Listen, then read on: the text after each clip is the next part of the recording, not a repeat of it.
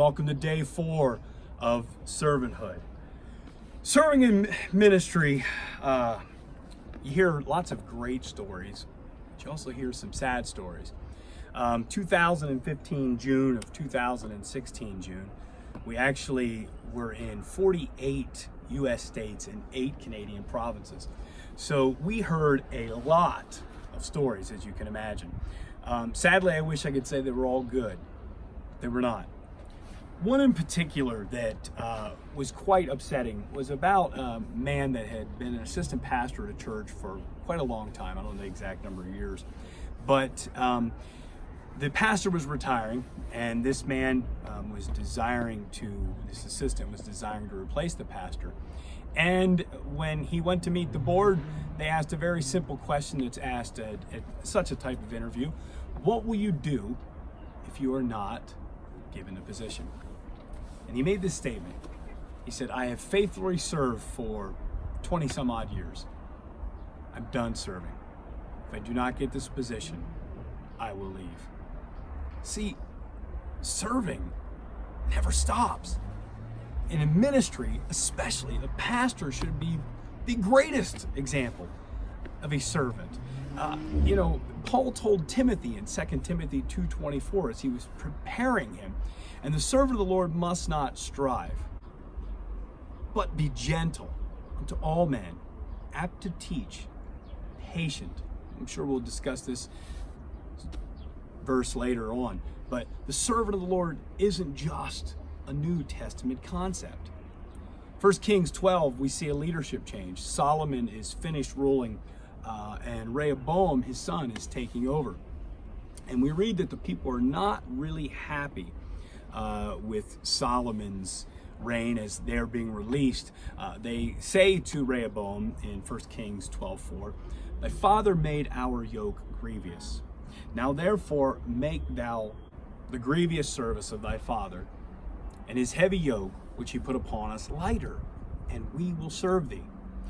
The wise old men tell him in verse 7, "If thou wilt be a servant unto this people, and answer them, and speak good words to them, then they will be thy servants forever." You want served? Serve. However, the young friends of Rehoboam say, 1 Kings 12:10, "Tell them, my little finger shall be thicker than my father's loins. And now whereas my father did lade you the heavy yoke, I will add to your yoke that my father hath chastised you with whips, but I will chastise you with scorpions." Of course, the story ends with a very sad outcome. The kingdom is split. Judah and Israel become bitter enemies, and things are never the same because a leader's lack of servanthood.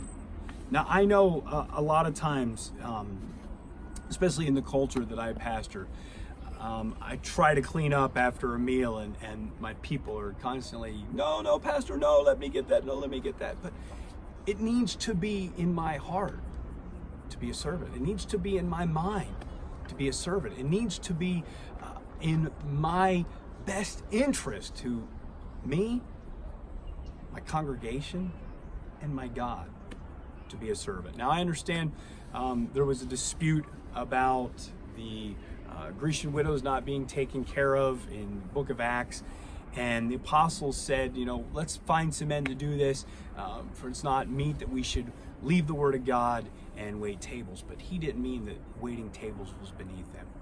It never should be beneath us in the ministry. We need to be servants. There's no other way to look at it. We've got to be servants.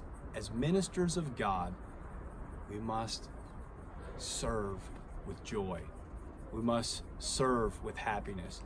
We must serve as a great example to those that we want to serve us. It cannot be just about us being served. It's got to be reciprocated. In fact, in day 5, I will tell you how important that serving actually is. It may be more important than you really think. In fact, it could cause some people to lose out in their salvation by not being a servant. Lord bless. That's all for day 4.